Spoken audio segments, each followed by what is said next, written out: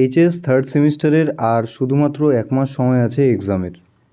So আজকের ভিডিওতে এটা নিয়ে আলোচনা করব যে কী করে কম সময়ের মধ্যে এই গোটা ইংলিশ সিলেবাসটা তোমরা কমপ্লিট করতে পারবে। সো ওভারঅল আগে আমি সিলেবাসটা দেখিয়ে দিই। তোমাদের প্রথম যেটা সেকশন আছে সেটা হলো প্রোজ, মানে গল্প। গল্প থেকে টোটাল 10 মার্কের থাকবে, আর ভার্স একদিকে, যেটা ইউনিট 2, কবিতা থেকে 10 মার্কসের। ওকে, বাকি এগুলো টপিক আছে, যেমন গল্প 3টে পড়তে হবে, কবিতা 2টো। তারপর ড্রামা থেকে আছে 5 মার্কস, যে ড্রামার নাম হলো রাইডার্স টু দ্য সি। আর ইউনিট 4-এ টেক্সচুয়াল গ্রামার, মার্কস 5। এই গ্রামারগুলো এখানে আছে। সো 10, 10, 20, আর এখানে 5 5 করে 10, 30 marks. At the end unseen থেকে 10 মার্কসের থাকবে।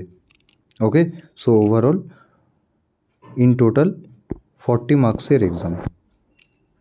ক্লিয়ার? এবার সিম্পল রুল হলো যে টাইম কম আছে, তার মানে আমাদেরকে ওই টপিকগুলোতে বেশি ফোকাস করতে হবে, যেই টপিকগুলোতে বেশি নাম্বার আছে সেগুলোকে আগে আমাদের করতে হবে। আমরা যদি সিলেবাসটা দেখতে যাই তাহলে আমাদের যে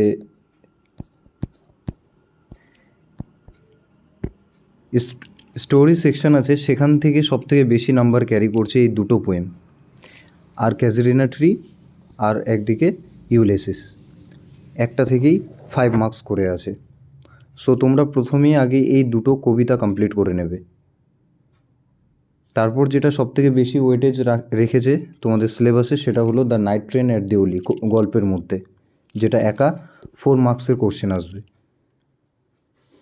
ওকে,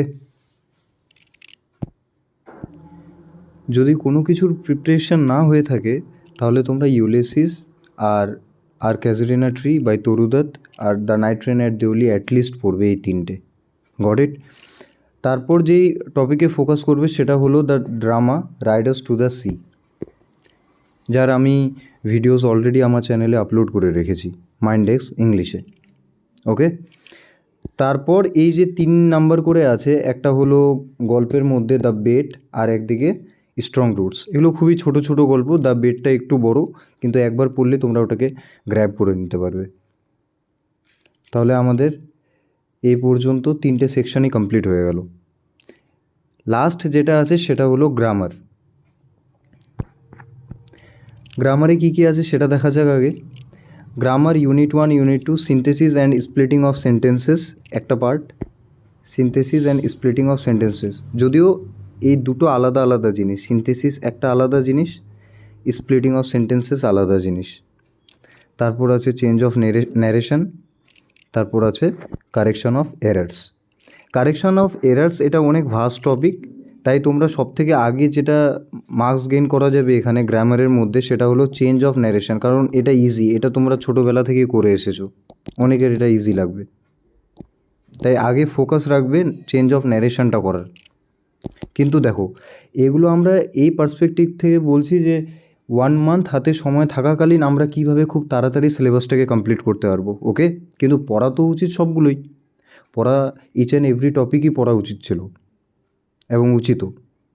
কিন্তু এখন আমাদের প্রায়োরিটি এভাবে সেট করতে হবে যে আমাদের যেগুলো হাই রিটার্ন টপিক আছে সেগুলোকে আগে কমপ্লিট করতে হবে। ওই অনুযায়ী আমি অর্ডারটা সাজিয়ে দিচ্ছি। সো চেঞ্জ অফ ন্যারেশন যে আছে এখানে, next synthesis and splitting of সেন্টেন্সে ফোকাস করবে, কারণ এটা ইজি আছে যদি একবার বুঝতে পারো।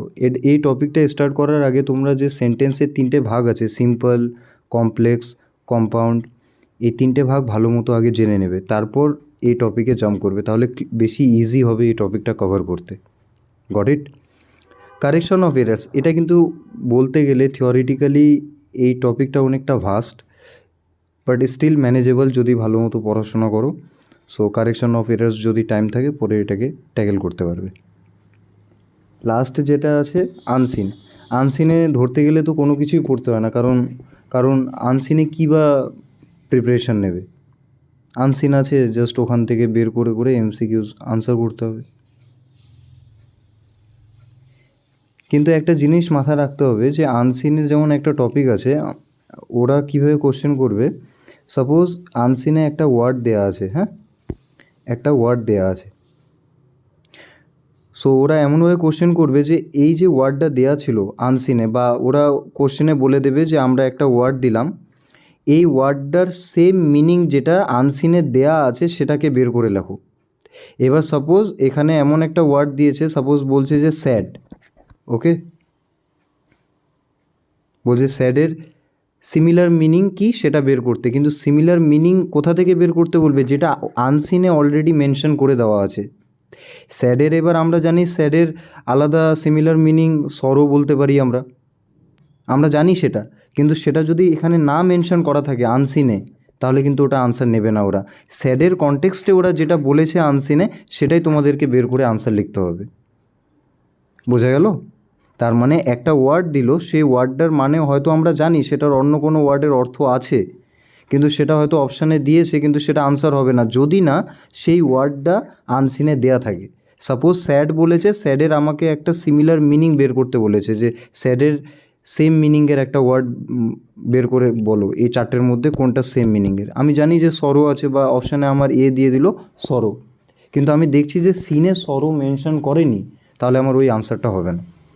এইভাবে ওরা কোশ্চেন ফরমেশন করে, বাকিগুলো নর্মালি থাকে। বোঝা গেল? সো গোটা জিনিসটাকে আবার রিকল করা যাক, যা যা বললাম। ফার্স্ট যে টপিকে তোমরা ফোকাস করবে সেটা হলো ইউনিট 2 ভার্স। ভার্সের মধ্যে দুটো আছে, একটা হলো ক্যাজুরিনা ট্রি আর একটা হলো ইউলিসিস। সবথেকে বেশি নাম্বার আছে এই দুটোর মধ্যে। তারপর স্টোরির মধ্যে the night train at Deoli. Next drama Riders to the C. এই ড্রামাটা কমপ্লিট করে নেবে, যেটার ভিডিও আমি অলরেডি কিছু পাবলিশ করে দিয়েছি আমার চ্যানেলে। তারপর তোমরা এই দুটো পড়ে নেবে, এগুলো ইজি ইজি স্টোরি আছে। এপিজে আব্দুল কালামের স্ট্রং রুটস, খুবই সুন্দর একটা রাইটিং। তারপর গ্রামারের মধ্যে চেঞ্জ অফ ন্যারেশন বলা হলো। চেঞ্জ অফ ন্যারেশনের কিছু ভিডিওস আমি অলরেডি আমার চ্যানেলে আপলোড করে রেখেছি, যেমন কোশ্চেন বেসড, ইয়েস নো টাইপের, এই সমস্ত কিছু, সেগুলো চেক আউট করতে পারো। তারপর এটা কমপ্লিট হয়ে যাওয়ার পর synthesis and splitting of sentences, এই সব কিছু আগে কভার করতে হবে।